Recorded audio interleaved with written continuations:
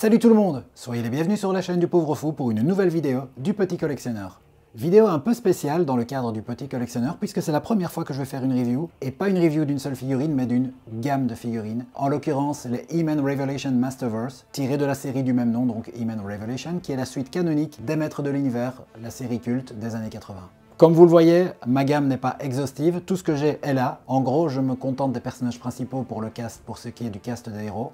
J'attends toujours la sorcière qui est en préco actuellement chez Funky Shop, qui ne devrait pas tarder à arriver. Mais en gros, voilà, j'essaye d'avoir le cast des héros du côté des gentils et les méchants les plus cultes, outre Skeletor, du côté des méchants. Alors cette review va s'articuler en deux parties. Tout d'abord une partie plutôt spontanée où je vous parle face à mes figurines, comme si j'étais en face caméra. Et je vais vous faire une présentation sommaire de la série sans trop la spoiler, juste histoire de placer le contexte. Vous présenter un peu les figurines, je vais en prendre une ou deux en main, les manipuler un peu, voir un peu vers où on va, et ensuite une analyse un peu plus technique avec notamment un comparatif de visage en off, ainsi que quelques infos plus précises concernant la gamme en elle-même, histoire d'avoir quelque chose de complet avec deux formats en un si on veut, deux types de review, le live et le off. Donc, He-Man Revelation, je vous l'ai dit, c'est la suite canonique de la série des Maîtres de l'Univers. C'est produit par Netflix, il n'existe encore qu'une seule saison, qui a débuté fin 2021. Il n'y a eu que 10 épisodes, et là, on est donc au printemps 2023, normalement, au moment où cette vidéo sort. Je dis normalement car je tourne mes vidéos longtemps à l'avance, mais je pense que là, nous sommes en mai-juin. Les infos que j'ai eues, c'est que la deuxième saison n'est pas prévue avant début 2024. Ouais, j'ignore pourquoi, mais avec Netflix tout particulièrement, ça met du temps. Les fans de Stranger Things, par exemple, comprendront ce que je veux dire. Alors, qu'en est-il dans les grandes lignes de cette suite de la série d'origine? La série d'origine comporte 130 épisodes, des épisodes qui n'ont pas vraiment de suivi, hein, chaque épisode a sa petite histoire indépendante. D'ailleurs, Skeletor n'apparaît pas dans tous, j'ai vérifié pour la petite histoire, il n'apparaît que dans une grosse moitié. Il y a pas mal d'épisodes où ce sont d'autres méchants qui viennent foutre la merde sur Eternia. Seul Musclor est commun en 130 épisodes. Mais He-Man Revelation rompt ce format, et là nous avons 10 épisodes qui se tiennent avec un fil rouge, du cliffhanger à la fin de chaque épisode. On est plus dans le format dans lequel on se trouve actuellement dans les séries télé, que ce soit d'animation ou live action. Depuis quelques années, on est fort là-dedans, dans le côté feuilletonesque. Et donc, c'est une suite directe. Et voilà, donc très peu de spoilers, mais je ne vous dévoilerai pas les clés d'intrigue, je vous promets. Je vous dis juste, si vous ne voulez rien savoir, sautez un peu plus tard. Je mettrai les timers hein, dans la description de la vidéo. Sautez, je pense, d'ici une minute ou deux, et j'aurai arrêté de parler de ça. Mais voilà, il faut savoir que le premier épisode d'He-Man Revelation est donc, quelque part, le 131e épisode des Maîtres de l'Univers. Ça se passe, c'est comme si c'était un épisode de plus, ça se passe dans la même continuité chronologique, hein, c'est, voilà, comme si c'était quelques jours après l'épisode 130, enfin...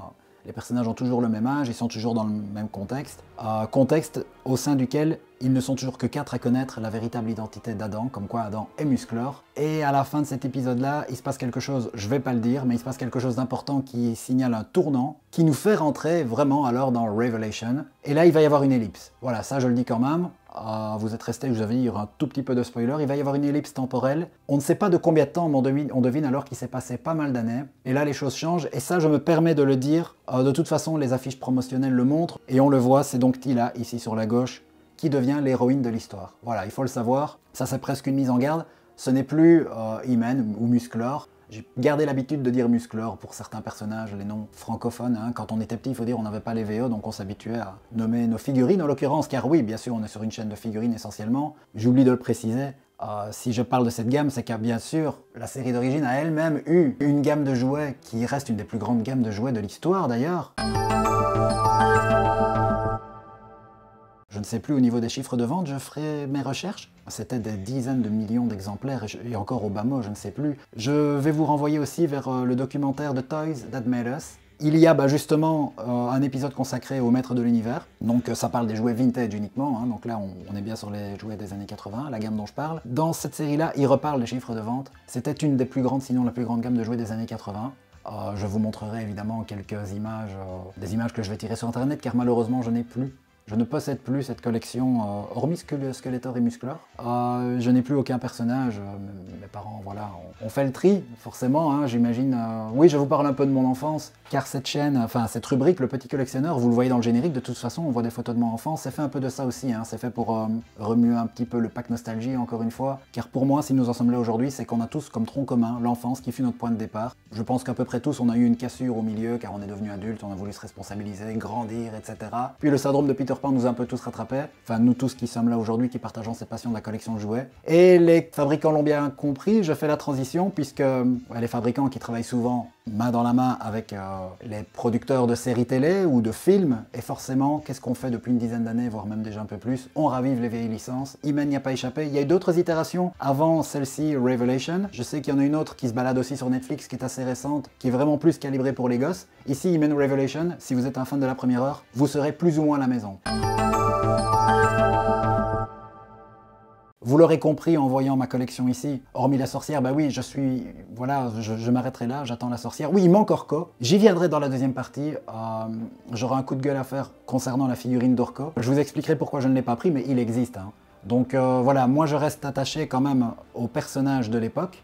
C'est pour ça que dans ma collection, vous ne voyez que des personnages liés à la série d'origine. Il y en a quelques-uns qui sont nouveaux, hein. Il y a des nouveaux personnages qui apparaissent dans He-Man Revelation. Mais tous les anciens reviennent et, sans trop spoiler, tous, à des niveaux d'importance différents, hein, auront quand même un certain rôle à jouer dans la nouvelle série. Il y a un côté woke, c'est sûr, on met les femmes en avant. Il y a un personnage... un nouveau personnage féminin, un sidekick de Teela qui est d'origine afro-américaine, on va dire ça comme ça, hein.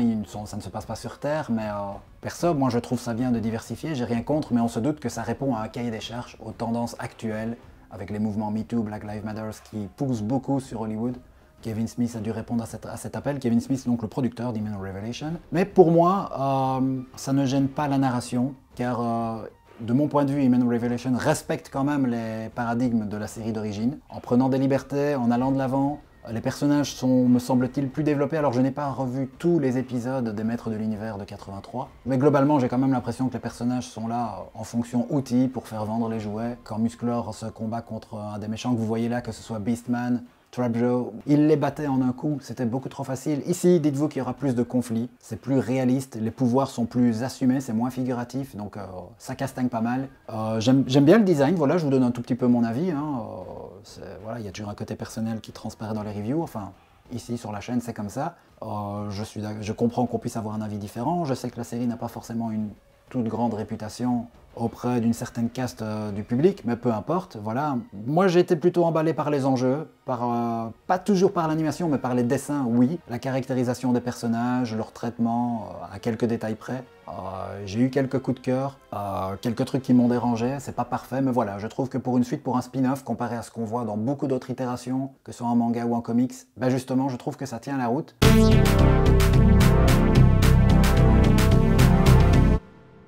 Les Maîtres de l'Univers présentent Dinosaure.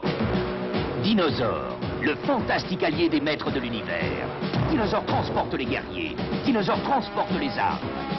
Dinosaure les emmène au combat. Le combat pour gagner tous les pouvoirs de l'univers.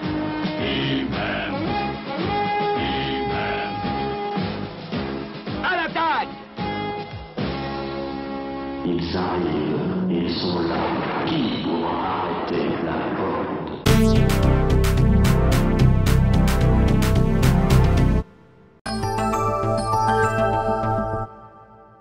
Changement de décor, nous sommes toujours dans la première partie, mais voilà, ici ce sera plus simple de dégager l'espace autour de moi pour vous montrer comment on manipule un peu la figurine. Tout de suite, avant d'oublier, le rapport de taille est bien respecté, on est donc sur du 1/10, vous le voyez, la figurine fait un bon 18 cm. Je vous dirais sinon spontanément que les figurines sont belles. Adam a un très beau sculpte, enfin de mon point de vue, et c'est le cas pour l'ensemble des personnages de la gamme, hein, je vais vous les montrer par après comme je l'ai dit en off. Si vous voulez voir par exemple Teela d'un peu plus près, Teela donc...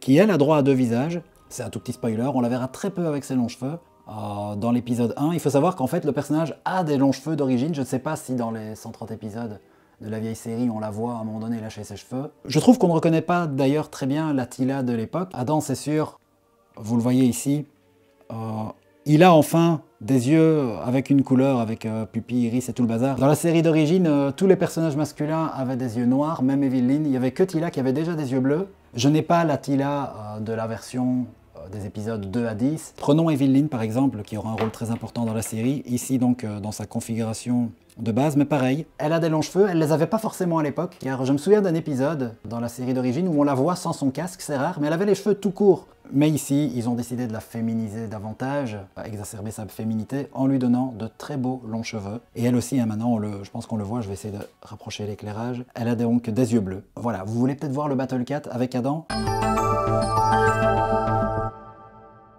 Ça, je suis sûr que ça m'aurait été beaucoup demandé, même si au début de la vidéo, on voit tous les personnages réunis. Mais là, vous avez une meilleure idée des proportions entre Adam et le Battle Cat, Kringer. Ça fonctionne. Maintenant, bien sûr, il y a la possibilité de remettre le tigre dans sa configuration de base, hein, tel qu'il est quand il est peureux. Il est lui-même bien articulé. Hein. Je vais y venir aux articulations, c'est vrai. Voilà, on peut lui ouvrir la gueule. Je trouve que là, le sculpte, ils auraient pu mieux faire. Ça manque de finesse, je trouve, mais sinon, voilà, vous verrez, les autres personnages, je trouve qu'ils ont fait du très bon boulot, je répète. Maintenant, bien sûr, il reste trop gros, même quand il est le brave petit tigre peureux, il n'est pas encore transformé en tigre guerrier, bah oui, forcément, ils n'ont pas fait 2 fois le tigre pour avoir un plus petit. Enfin, ils auraient pu, vous direz, mais non, ils ont privilégié le tigre dans sa version combat. Alors, sait-on mettre Adam dessus? Oui, bah vous l'avez vu tout à l'heure, de toute façon, mais il ne tient pas de manière réaliste. La selle n'est pas vraiment étudiée pour... qu'il puisse bien s'enfoncer, on peut lui faire écarter les jambes, et voilà, il tient. Mais si on regarde un peu plus près, il y a du jeu. Hein. Il y a du vide entre ses fesses, bah oui, il faut bien le dire comme ça. D'autant que ici c'est full plastique. Hein. Son slip en fourrure, là, il est full plastique. Et il gêne un peu, c'est difficile de bien enfoncer la figurine jusqu'au bout. Mais voilà, bon, l'illusion passe plus ou moins selon le cadrage, selon l'angle qu'on veut donner. Et alors, un truc... moi-même en faisant la review, j'ai voulu remettre Adam sur ses pieds. Il faut pas avoir peur d'insister avec les jambes, car au début, elles vont résister. Voilà, il faut bien appuyer vers l'intérieur pour qu'elles se remettent droites. Et alors ensuite, on a une bonne stabilité du personnage. Vous avez vu, je n'ai aucun mal à le remettre sur ses pieds. Désolé si vous entendez des petites secousses. Je chipote à la caméra pour la recadrer en fonction de ce que je vais vous montrer. Hein. Alors il y a un truc qui est dommage, c'est qu'il n'a pas d'étui pour son épée. On peut la faire tenir, l'illusion fonctionne. Ben, ils se sont pas fait chier. Voilà, ça coulisse très bien. Pour le changement de tête, il faut lorgner du côté de Teela, l'héroïne. Musclor n'a qu'une tête, donc ça s'enlève assez facilement. On est fort dans le système NECA. Et ça se remet quand même assez facilement. Il faut toujours un petit peu forcer, mais vous l'avez entendu, le bon bruit est venu assez vite. Et donc... niveau maniabilité, continuons avec Teela. J'ai fait un petit arrêt pour vérifier la mise au point. Vous voyez, la rigidité, ça, il faut vraiment l'avoir en main pour s'en rendre compte. Hein. Sauf que parfois, quand c'est trop rigide, on entend le bruit. Vous voyez ce que je veux dire, hein, à chaque mouvement qu'on fait. Mais ici, il n'y a pas de bruit. Mais c'est quand même rigide. De toute façon, si, il y a quand même un moyen de prouver que c'est pas trop souple. On fait la danseuse avec l'écart à 90 degrés entre les jambes. Si ça retombe pas, c'est que ça l'est quand même un minimum. Un très bon rapport rigidité-souplesse. Stabilité. Ah, oui, pas de bol. Loi de la vexation universelle. Voilà. Bon, j'ai dû faire une toute petite rotation du pied, mais en fait, vous l'avez pas vu. Voilà, je recadre mieux. C'est juste que le pied était mal mis. Sinon, voilà, petite secousse quand je la remets. Parce qu'elle a un posing qui n'est pas très étudié. Oh, la caméra se barre, désolé. Un deuxième test avec un personnage d'une autre morphologie, le père de Teela, Man at Arms, ou le maître des armes en français. Là, il a déjà une certaine forme de posing. Ben, il tient bien. Hein. Et c'est pareil. Voilà, la manipulation est plutôt aisée. J'ai enfin bougé le mise au point automatique.